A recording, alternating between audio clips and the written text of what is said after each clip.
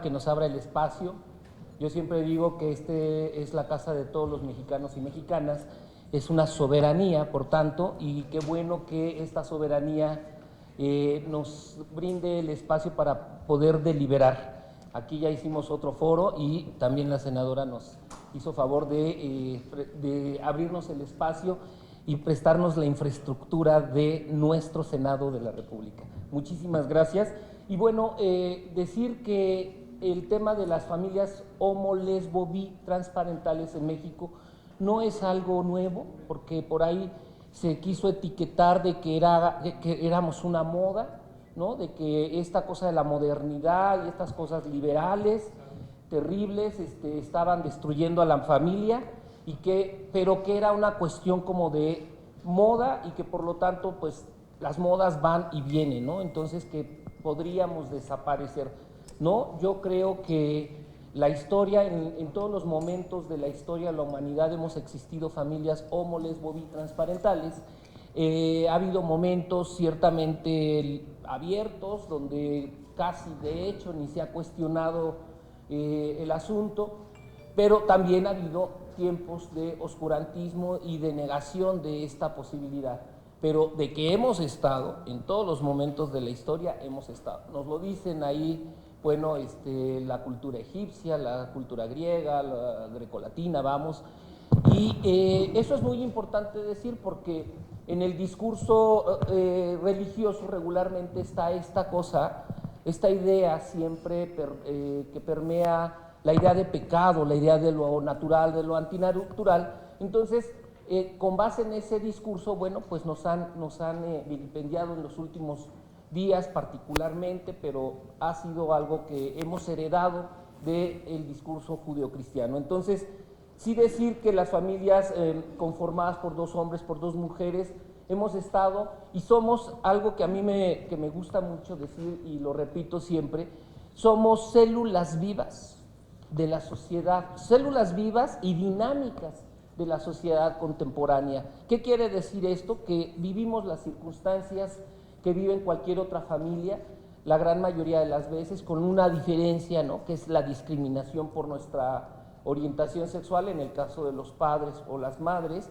y que esta discriminación muchas veces se traslada también a nuestros hijos y nuestras hijas. Con la idea de aterrizar, de entender, de analizar cómo estamos conformadas las familias luego de los avances que hemos tenido con sociedades de convivencia y con matrimonio igualitario.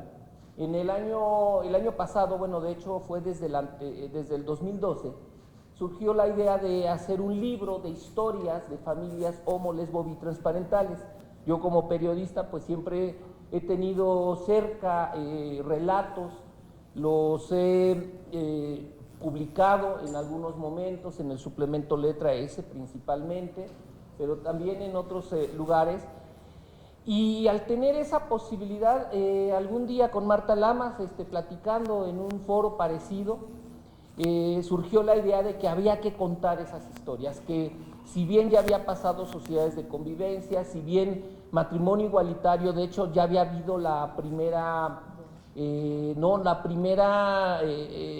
resultado de la Corte, lo que planteó en 2010, la resolución del 2010, y que bueno, pues ya vislumbrábamos que esto iba a ser como una reacción en cadena en todos los estados, pero que había que reflexionar sobre la vida cotidiana de las familias, porque por ahí algunos medios habían pues hecho bonitos reportajes, hay 3, 4 o 2, 5 familias que más o menos somos públicas, ¿no? Pero que era necesario aterrizarlo en un libro que pudiera contar esa vida cotidiana que no se cuenta a veces de hecho en los mismos medios, que la gente no conoce. Entonces Marta me hizo el reto de hacer el libro, pero la verdad es que le desobedecí porque vinieron tiempos y momentos diferentes.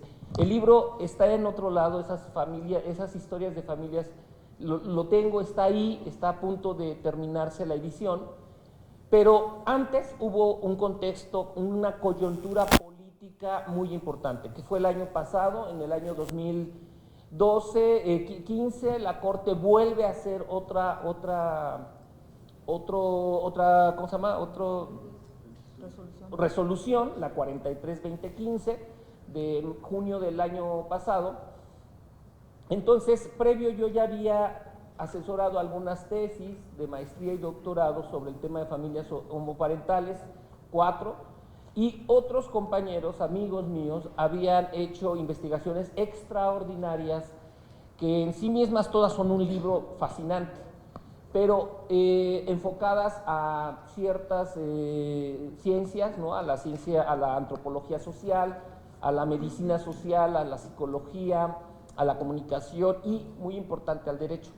Entonces, en lugar de publicar el otro libro de las bonitas historias, bueno, que no son tan bonitas, hay que decirlo, historias también, quiero decir, de terror en algunos casos, ¿no? De circunstancias que viven las familias conformadas por 2 papás, 2 mamás, con hijos o sin ellas. Entonces decidí, en lugar de hacer el otro libro, que creo que también tendría muy buen impacto, mejor pedirles a los compañeros y compañeras que me regalaran un texto académico, un artículo que pues sintetizara de alguna manera y que además hicieran reflexiones sobre sus tesis de maestría y doctorado. Entonces, bueno, es así como se hace esta compilación, porque sabíamos lo que venía. Venía una discusión política muy ardua, muy grande, muy compleja. En una de esas, bueno, pues las pasiones de la derecha, hay que decirlo, perdón, pues tendrían pues mucha relevancia en la opinión pública. Entonces, la idea fue hacer esta compilación donde cada uno de los tesistas, de las compañeras y compañeros, pues explicó de qué trató su investigación. Por eso el título fue Familias homoparentales en México, mitos, ¿no? Hablamos mucho cuando se habla de las familias homoparentales, la derecha nos ha querido etiquetar con cosas terribles, ¿no? De que convertimos a nuestros hijos en homosexuales, de que los homosexuales somos violadores porque fuimos violados, ¿no? Y una serie de mitos construidos que se repiten, ¿no? Y que van formando una idea que desde el punto de vista de quienes hicieron estas investigaciones es errónea. Entonces, bueno, el libro tiene esta parte de los mitos y las realidades, ¿no? Lo que realmente vivimos, las familias conformadas por 2 papás, 2 mamás, con nuestros hijos, donde pues ahí en una de esas pues traemos broncas igual que los y las heterosexuales, igual que las familias conformadas por personas heterosexuales, y bueno, la realidad que vive en su conjunto la sociedad. Aquí siempre se dice, no, es que la familia va a desaparecer, estas nuevas formas de relaciones liberales, alocadas, están haciendo que la sociedad se denigre y todos estos discursos.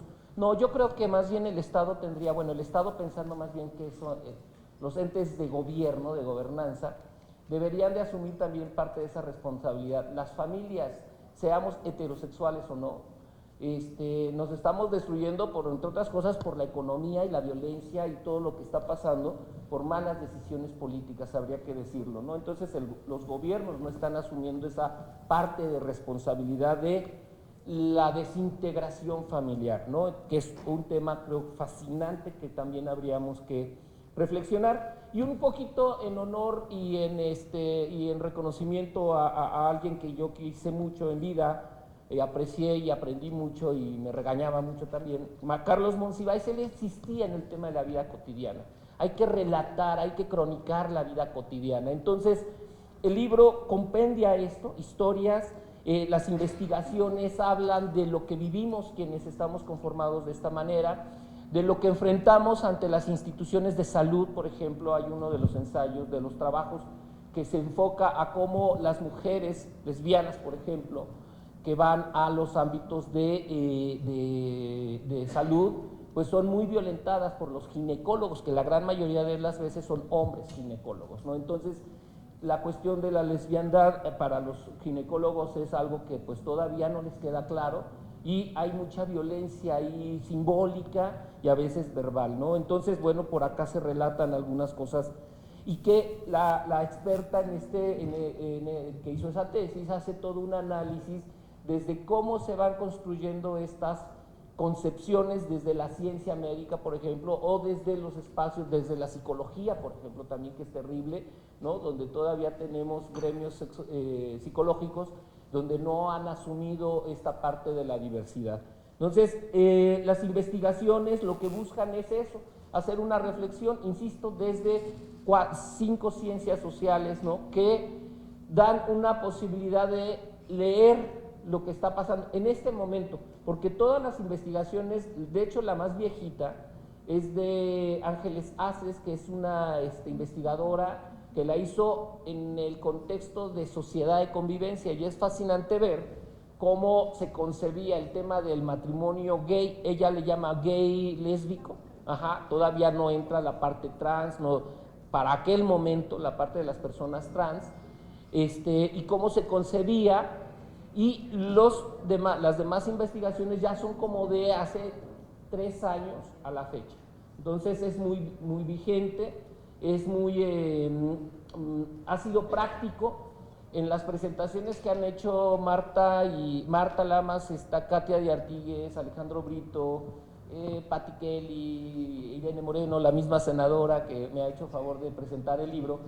Por ahí siempre está la idea que ronda a esta publicación, que es que el libro hasta es una suerte de, ¿cómo se llama? Siempre se me olvida. De exposición de motivos. O sea, los diputados y diputadas o senadores, senadoras que quieran legislar sobre este tema, que no lo entiendan, este libro les va a permitir entender desde la vida cotidiana, desde estos mitos construidos, estos prejuicios construidos en torno a la homosexualidad, a la bisexualidad, a todas las expresiones diversas de la sexualidad, y de cómo las familias que nos construimos, cómo somos percibidas. Entonces, al entender esto, y dicho además desde una metodología de investigación con objetivos y con resultados y con conclusiones, les va a permitir, o les está permitiendo, porque además sí lo he llevado casi a todo el país, el libro, y de repente he visto que diputados, diputadas, sí les ha caído el 20. De hecho, nos piden ir otra vez, o ir, ahora, ¿sabes qué? Pues te invitamos a tal lugar donde va a ir tal persona, o tal jefe de bancada, o estas cosas, y queremos que lo escuche, pero de tu voz. Entonces, hasta 2 o 3 veces he ido a algunos estados. Entonces, este libro yo lo recomiendo. Se hizo una venta comercial que ya se acabó, sale en octubre, y en enero, febrero ya no había en las 4 librerías donde estuvo. Quiere decir que pues está bien, ¿no? Se vendió.